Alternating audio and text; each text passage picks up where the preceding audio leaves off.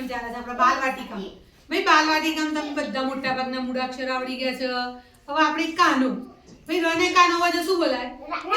મને કાનો હોય તો લને કાનો હોય તો વને કાનો હોય તો વાહ. એવું આવડી ગયું ને ભાઈ. તો હવે હું એક એક નહીં બોલાઈશ. ચલ નાનું આવી જા. અહીંયા બેસો. ચલો આશુષભાઈ.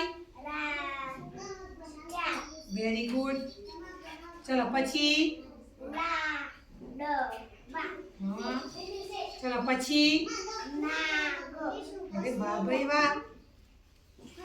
પછી સરસ. ચલો જતા રહો. ચલો ઋત્વિકાઈ જાઓ. અહીંયા બેસજો અમારી જોડે આમ. ચલો વાંચો.